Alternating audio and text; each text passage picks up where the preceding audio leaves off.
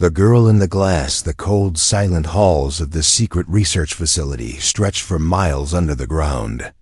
Bright lights buzzed above, but shadows filled every corner.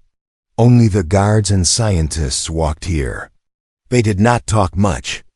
Everyone looked busy, but nobody smiled.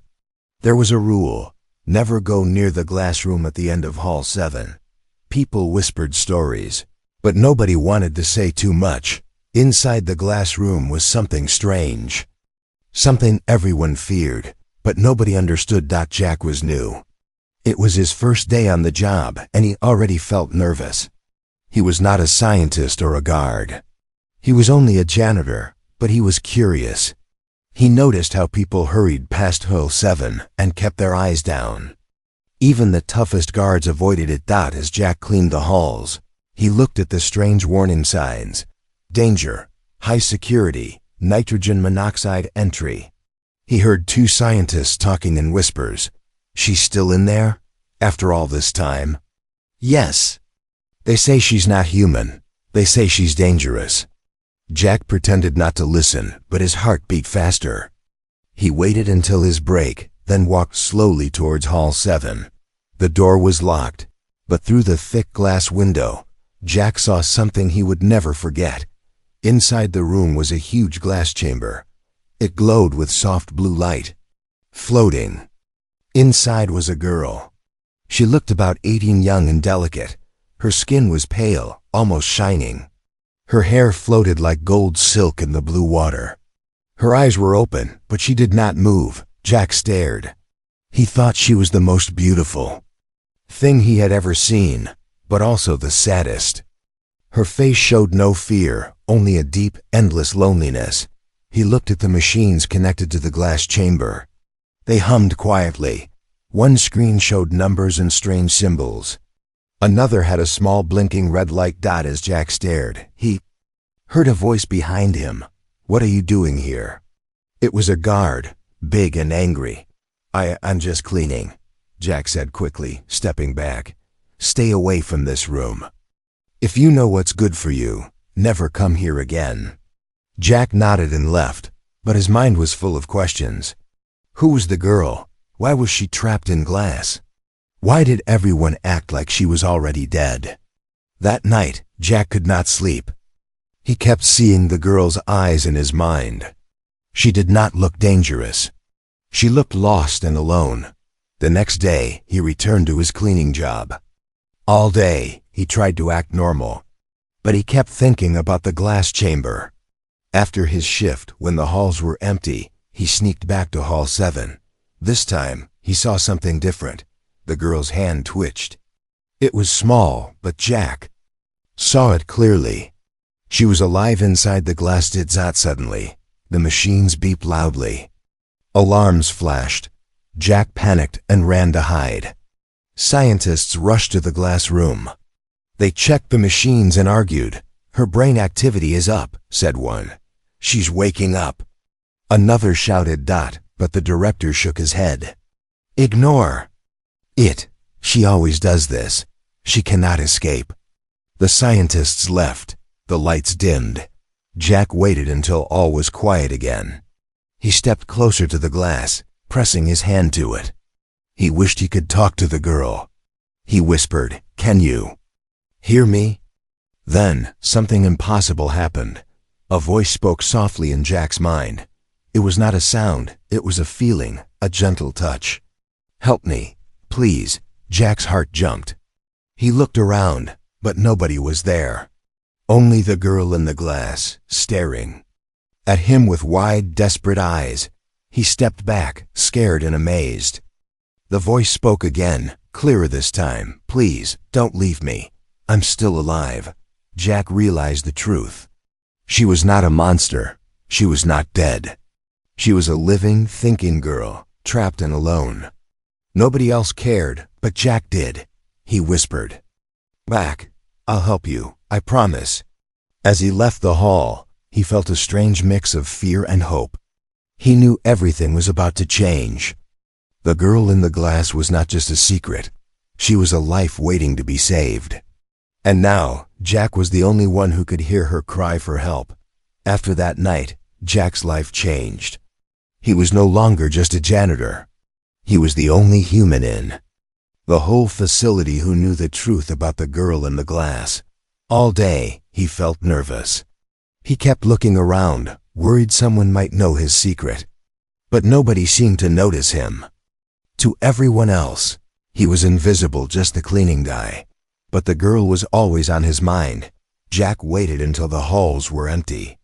He sneaked to Hall 7 again, holding his cleaning cart. He stood in front of the glass chamber. The girl's eyes followed him. He spoke softly, even though he did not know if she could hear. "Are you still there?" he whispered. A gentle voice filled his mind again. "Yes, I'm here." "Thank you for coming back." Jack's heart felt heavy. He wanted to help her, but he did not know how. He looked at the machines and wires. Everything looked complicated and dangerous. "What is your name?"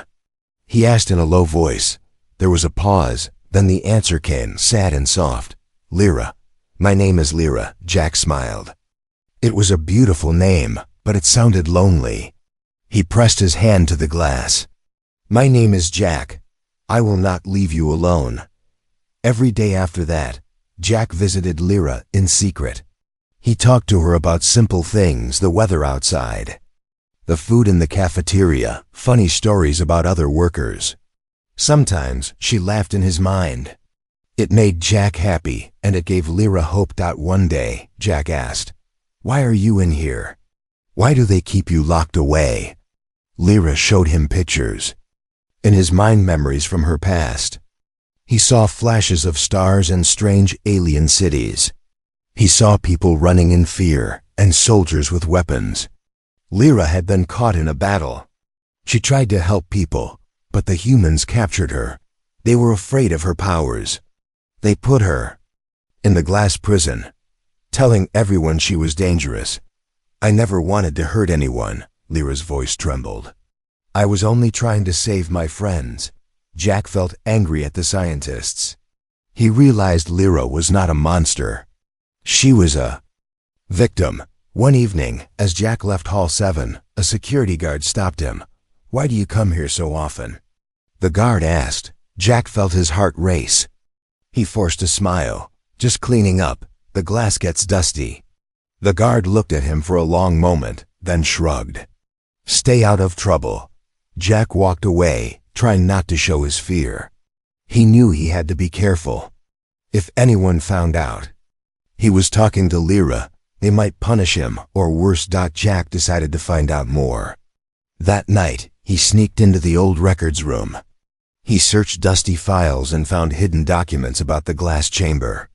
He learned that the chamber was made to keep Lyra's energy trapped. The scientists had no plan to free her. They wrote cold notes. "Subject will be left in stasis. No future experiments planned." Jack's hands shook as he read. They were going to let Lyra die, alone and forgotten. He ran back to Hall 7. He pressed his hand to the glass and whispered, "I promise you, I will not let them hurt you." Lyra's voice was weak but thankful. "You are the only one who listens, Jack. You are my only friend." Jack knew he could not do this alone. He needed help. He remembered an old engineer, Mr. Harris, who had been working at the facility for many years. Maybe he would know how to open the glass chamber. Jack found Mr. Harris in the maintenance room. The old man looked tired, but his eyes were kind. Jack sat beside him and spoke quietly. "Mr. Harris, do you remember the glass chamber in Hall 7? Mr. Harris frowned. "Of course, I helped build it." "It's dangerous, son. Don't get involved." Jack leaned in closer. "There's a girl in there. She's alive. She needs help. Please, I can't do it alone." Mr. Harris looked at Jack for a long moment. Then he sighed and nodded. "All right, kid. I'll show you what I know. But you must be careful. If the director finds out, we're both in trouble." Jack felt hope growing inside him. Maybe now, with help, he could save Lyra. But as he walked back to his room, he saw the director watching him from the shadows, eyes cold and sharp. Jack felt a chill. Time was running out, and danger was closer than ever. Jack could not sleep at night. Lyra's voice and sad eyes haunted him. He knew he had to act fast. The director was watching him more and more. Security in the facility had increased. Guards now checked every corner, and cameras turned faster than before. Every day, Jack felt the pressure growing. Mr. Harris, the old engineer, met Jack in a quiet storage room away from cameras. Harris pulled out a dusty blueprint and showed it to Jack. The drawing showed the inside of the glass chamber. "This prison is not made for people," Harris whispered. "It's made to trap energy. If we open it wrong, she could get hurt, or something worse could happen." Jack listened carefully. "But if we do nothing, she'd die in there." "We have to help her," Harris nodded. "There's one way. If we weaken the glass slowly, the machines will not detect it. But it will take time, and we must not make any mistakes." Jack felt hope and fear together. He promised Harris he would be careful. At night, Jack sneaked to Hall 7. Harris followed, carrying the small metal device. Harris attached the device under the glass chamber, hiding it behind wires. The device hummed softly, sending weak pulses to the glass. If anyone looked quickly, it looked like nothing had changed. Lyra spoke to Jack in his mind. "Are you sure this will work?" Jack answered in a whisper. "We're doing our best. Just hold on a little longer." Lyra tried to smile, but she looked tired. Each day, her light faded a bit more. Jack felt her fear and pain through their connection. Meanwhile, the director became more suspicious. He called a meeting with the security chief and the scientists. "Someone is acting strange near Hall 7. The director said, voice cold. "Double the patrols. Check all workers. I want to know if anyone tries to help the subject." Jack heard rumors about the meeting. He tried to look normal, working harder than before. But it became harder to hide his worry. One evening, a guard stopped Jack. "Why do you keep coming here? Do you like talking to the monster?" The guard sneered. Jack forced a smile. "I don't believe in monsters. Just cleaning duty, sir." The guard glared but let Jack go. Back in the glass chamber, Harris checked the device. He gave Jack a thumbs up. "The glass is getting weaker," he said quietly. "We need just 1 or 2 more nights." Jack told Lyra the good news. "Thank you, Jack. You make me feel less afraid." Jack felt a deep connection to Lyra. He wanted to protect her, no matter what happened. He promised again, "I won't let you down." But the next day, everything changed. The machines near Lyra started to beep louder. Red lights flashed. The director and the scientists rushed to the room. Jack hid in the shadows, watching with wide eyes. "Her energy is rising," shouted a scientist. "She's waking up." Another yelled. The director looked at the glass and then at the machines. "Increase the stasis field. Don't let her break out." But Harris, hidden behind a panel, turned the device higher instead of lower. The glass began to show tiny cracks no one noticed yet. Lyra looked at Jack with hope, but also fear. Jack's heart pounded. The escape was close, but if the director found out, everything would be ruined. Late that night, when the facility was quiet, Jack and Harris made their move. Harris used his old ID to turn off a few cameras for 5 minutes. Jack ran to Hall 7. He pulled out the device, pressed the button, and the glass made a sharp, cracking sound. The alarm started to ring all over the building. Red lights flashed. The glass split with a loud bang. The glowing blue water spilled out and Lyra collapsed to the floor, shivering and weak but alive. "Run!" shouted Harris. Jack grabbed Lyra, helping her to her feet. She was cold and could barely walk, but she trusted Jack. Together, with Harris behind them, they rushed out of the room. Guards yelled and chased them. Lyra tried to use her powers, but she was too weak. Jack and Harris protected her as they ran down narrow halls, turning corners. Trying to escape the angry guards and the director's orders, they reached a locked metal door. Harris typed in a code, his hands shaking. The door opened, leading to a dark tunnel. They escaped into the darkness, alarms echoing behind them. Jack looked at Lyra and whispered, "You're free now. I promised I'd help you." But outside, the wild alien night was waiting, full of new dangers. Their journey had just begun. The alarms kept ringing, their sharp sound bouncing through every empty hallway. Red lights flashed everywhere as Jack, Lyra, and Mr. Harris ran down the narrow tunnel. Lyra's feet slipped on the cold floor. She was weak, shaking, and confused. Jack held her arm, helping her walk. Harris, breathing hard, kept looking behind, afraid the guards were close. They could hear angry voices echoing. The director shouted orders, "Find them. Do not let the subject escape." The guards spread out, searching every room, every tunnel. Time was running out. Jack and Harris led Lyra through twisting paths, away from the main building. The tunnel was dark and smelled old, like dust and metal. Lyra stumbled, falling to her knees. Jack knelt beside her. "Lyra, can you walk?" he asked softly. She nodded, her lips trembling. "I will try." Jack looked into her eyes and saw fear, but also trust. For the first time, Lyra was not alone. She had a friend. But outside, the world was new and dangerous. Finally, they reached the end of the tunnel. A heavy door blocked the way. Harris searched for the right key. His hands shook. Come on, he whispered. Jack listened. He heard footsteps. Coming closer. Harris found the right key and the door clicked open. Cold, fresh air rushed inside. The three of them hurried out into the night. The world outside was nothing like the clean, silent facility. There were wild alien trees, twisted and tall. Strange lights floated through the sky. The air was thick with the smell of unknown plants and wet earth. Lyra looked around, scared. "Where are we?" Jack answered. "Far from the prison. But we are not safe yet. They will follow us." Harris closed the door behind them. "We need to keep moving. There's an old outpost not far from here. We can hide there." But moving through the alien forest was hard.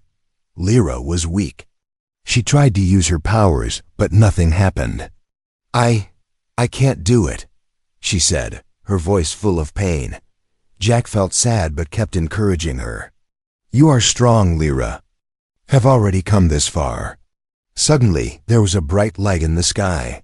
A search drone. It flew above, its camera searching for them.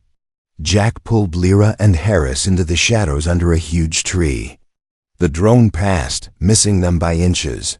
They kept going, deeper into the wild. Lyra began to trust Jack and Harris more. She told Jack about her life before the glass prison. She had a family, friends, a world full of hope. But war changed everything. Now she was a stranger, lost and hunted. After a long walk, they found the old outpost, a small building covered in vines and dirt. Harris knew the code to open the door. Inside it was dusty and cold, but safe for now. Harris collapsed into a chair, exhausted. "We'll stay here for a while. Let the guards search somewhere else." Jack helped Lyra lie down. He covered her with an old blanket. Lyra closed her eyes, finally able to rest. But rest did not last long. Soon, the sound of distant engines filled the air. More drones, more guards, and the director's angry voice on every radio. "They are out there. Find them, no matter what." Jack and Harris checked the small outpost. They found food, water, and a map. Lyra woke up, still weak but a little stronger. She looked at Jack with wide, honest eyes. "Why did you help me?" she asked. Jack answered, "Because you are not a monster. You are someone who needs a friend. Everyone deserves a chance." Lyra's eyes filled with tears. She reached out and held Jack's hand. For the first time she smiled a small, gentle smile. But just then, The outpost shook. Someone was trying to break in. Harris checked the screen. "It's the guards, they found us." Jack grabbed Lyra's hand. "We have to go, now." The three of them rushed out the back door, running into the wild night again. Behind them, the outpost filled with the angry voices of guards and the cold commands of the director. As they ran, Jack realized something important. The glass prison was broken, but Lyra's trust was still fragile. She was scared, but she trusted Jack because he was the first human who cared. Ahead of them, the forest was dark and unknown. But Jack knew one thing. He would not let anything happen to Lyra. No matter how hard things got, he would stay by her side. The journey was only beginning. Night fell heavy and dark around the three fugitives. Jack, Lyra, and Mr. Harris moved quietly through the alien forest, far away from the old outpost. The trees were tall and twisted, their leaves glowing faint blue. Strange animals made soft, eerie sounds in the darkness. Somewhere behind, they could still hear the hum of drones and the far-off shouts of guards searching for them. Jack helped Lyra as they walked. She was tired and weak, but she kept moving. She trusted Jack and Mr. Harris. Every step away from the facility gave her more hope, but also more fear. She had never been free in this world before. Mr. Harris checked the map he found in the outpost. "There's a small cave up ahead. We can hide there for a while." They walked for what felt like hours. Lyra stumbled, and Jack caught her. He gave her some water. "Rest for a moment," he said softly. Lyra looked at the sky, full of new stars. "Everything is so different out here," Jack smiled. "It's scary, but it's also beautiful. You're safe with us." Mr. Harris warned, "We must keep moving at dawn. The director will not give up." When they reached the cave, it was cold but safe. They sat close together. Jack found some old food in his bag and shared it with Lyra and Harris. Lyra ate slowly, her hands still shaking. In the quiet, Jack asked, "Lyra, what are your powers?" Lyra hesitated. "I can move things with my mind, heal wounds. Sometimes I can feel what others feel. But I'm afraid to use my powers now. If I lose control, I might hurt you or myself." Jack took her hand. "I trust you. You saved me back there when we escaped. You're not alone anymore." For a while they talked softly. Lyra told stories of her home planet, with floating cities and bright rivers. Jack and Harris listened, amazed. It was the first time Lyra felt like herself, not just a prisoner. Suddenly, outside the cave, there was a crash. A wild animal, big and covered in scales, blocked the entrance. Its yellow eyes glowed in the darkness. Jack jumped in front of Lyra. The animal roared. Harris picked up a stick, ready to defend them. But Lyra closed her eyes, focusing hard. She stretched out her hand. The animal stopped moving, as if frozen. Its anger faded. Lyra gently guided it away from the cave with her mind. She opened her eyes, breathing hard. "I did it," she whispered. "I controlled my power." Jack smiled. "You saved us, Lyra." They spent the rest of the night in the cave, taking turns to watch for danger. In the morning, Jack noticed Lyra was stronger. Her face had more color. She was healing, but trouble was close. As they left the cave at sunrise, a drone spotted them. Its alarm blared, and red lights flashed in the trees. "They found us!" Harris shouted. Jack grabbed Lyra's hand. The three ran through the forest. Drones followed, shining bright lights on them. Lyra pushed with her mind, causing branches to fall and slow the drones. But she was getting tired again. They reached a small river. Harris helped Lyra across, while Jack threw rocks to make a distraction. The guards' voices were getting closer. Jack saw the director himself, shouting orders and pointing. In the chaos, Jack slipped and fell, hurting his leg badly. Lyra saw him and ran back, kneeling beside him. She placed her hands on his leg, closed her eyes, and focused. Warm energy passed from her to Jack. The pain faded.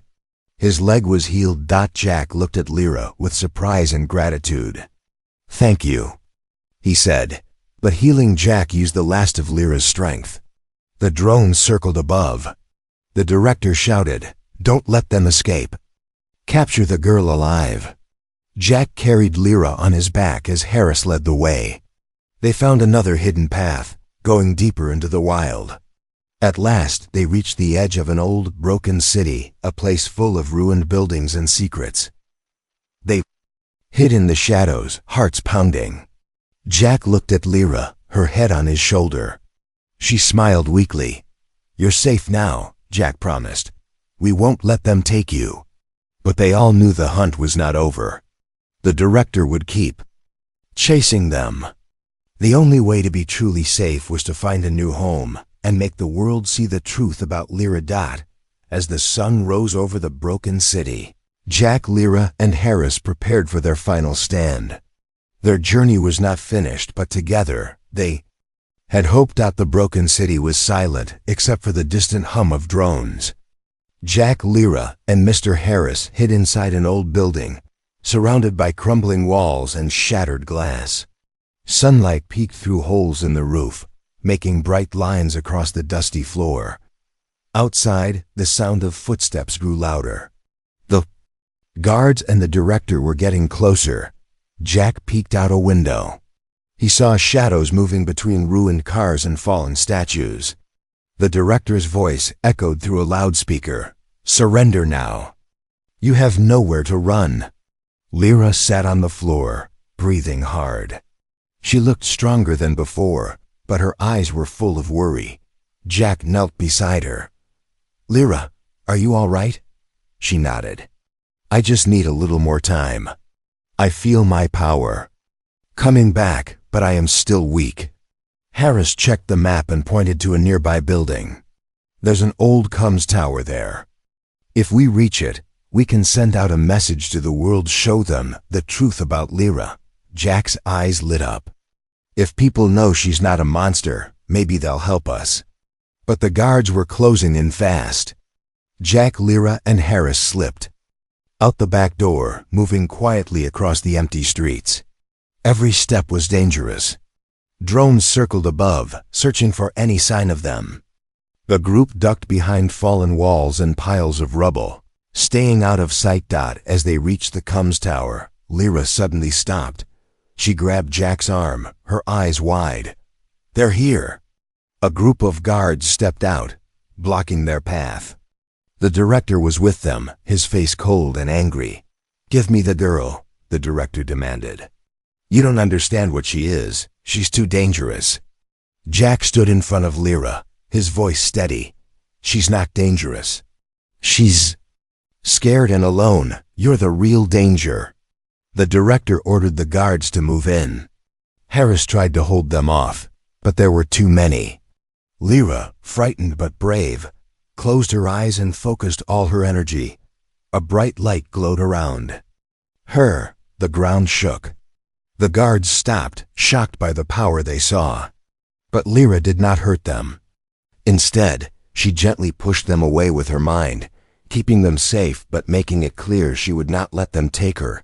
Shouted, "We just want freedom. Lyra is not your prisoner." Harris ran to the comms tower, climbing up the broken stairs.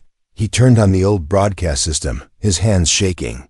Jack handed him the files they had stolen from the facility, proof that Lyra was innocent, that she had only tried to help people, not hurt them. Lyra used her powers to keep the guards away. The director tried to get closer, but he could not break through Lyra's invisible shield. He looked at her with a mix of fear and anger. "You don't belong here." The director yelled. Lyra's voice was calm. "I belong wherever there is kindness. I am not your enemy." Meanwhile, Harris sent the message out to the world. News stations and people across the planet received it. Images of Lyra helping others, files showing her pain, and proof of the director's lies. Suddenly, the director's radio buzzed. A voice from headquarters said, "Stop the mission. The whole world is watching. Stand down." The guards lowered their weapons. The director, furious, tried one last time to reach Lyra, but Jack stood in his way. "It's over," Jack said. Lyra stepped forward. "I am not a weapon. I just want to live." For a moment, nobody moved. Then the guards dropped their guns and backed away. The director stood alone, defeated. Jack, Lyra, and Harris hugged each other, relief and joy filling their hearts. The COM Sour, once a symbol of control, now sent out a message of hope. As the sun set over the broken city, Jack looked at Lyra and smiled. "You did it. You're free." Lyra smiled back, her eyes shining. "We did it, Jack. Together." They walked away from the ruins, leaving the past behind. But the world would never forget the day one human shattered a glass prison and set hope free. News of Lyra's rescue spread quickly across the planet. On every screen, people watched the broadcast from the old Combs Tower. They saw the truth. Lyra was not a monster or a weapon. She was a girl who had suffered in silence, a girl who had powers but also a kind heart. The director's lies were exposed. People everywhere felt angry at the facility, but hopeful because of Jack's courage. Jack, Lyra, and Mr. Harris moved quietly through the city as the sun rose. The streets were empty, but this time there was no fear. The guards had left, their orders canceled. The director was taken away for his crimes. At last, the three friends stepped into the open, breathing in the fresh morning air. Lyra looked at the sky full of soft clouds and light. She took a deep breath and smiled. "I never thought I would be free again," Jack smiled back. "You're not alone now, Lyra. You have friends, and the whole world knows your story." Harris led them to a small transport shuttle he had hidden long ago. "We can go anywhere now. There's a safe colony far from here, where people from many worlds live together. They will welcome you, Lyra." They boarded the shuttle and left the broken city behind. For the first time, Lyra saw the world outside the glass prison fields, rivers, children playing, people laughing. Everything was new and beautiful. When they arrived at the colony, Jack and Harris introduced Lyra to the community leaders. At first, people were curious and a little afraid, but when they heard her story, their fear turned into kindness. Children brought her flowers, neighbors brought food. Lyra felt tears in her eyes, not of sadness, but of joy. Days passed peacefully. Lyra grew stronger every day. Her powers returned, but she used them gently, helping sick people heal faster, making plants grow, and even showing children little tricks that made them laugh. She no longer feared her own strength. Jack worked in the colony as a builder. He helped make houses and plant gardens. Harris fixed old machines and told stories to the children about their adventure. The three friends were never apart. One evening, Lyra stood with Jack on a hill overlooking the colony. The sky was full of stars. "Thank you, Jack," she said. "You believed in me when no one else did. You shattered my prison, not just the glass one, but the prison of fear inside my heart." Jack looked at her with gentle eyes. "You taught me that hope is stronger than fear, and kindness can break any prison." As the days turned to weeks, more visitors came to the colony. Some were people who had once worked at the facility. They came to apologize, bringing gifts and asking for forgiveness. Lyra forgave them all. She knew that forgiveness was another kind of freedom. Soon, other alien visitors arrived, some of Lyra's own people who had been searching for her. There was a joyful reunion, and Lyra introduced Jack and Harris as her family. The colony celebrated with music, food, and dancing. The story of the girl in the glass became a legend. People told it to their children, teaching them about the power of hope and the importance of seeing the good in others. The old research facility was closed forever. In its place, a garden was planted with a plaque that read, "In memory of all who suffered, and in honor of those who had the courage to care." One morning, as the sun rose over the hills, Lyra and Jack sat together, watching the world wake up. Harris brought them hot tea and smiled. Lyra leaned her head on Jack's shoulder. "Do you think the world will ever be safe for everyone?" Jack answered softly, "Not yet, but we made it safer. And as long as people remember your story, there will always be hope." The three friends sat quietly, feeling peace at last. Lyra was no longer a prisoner. She had found a new home, a new family, and a new life free and full of kindness. The glass prison was gone forever, but the love and bravery that set her free would live on for generations.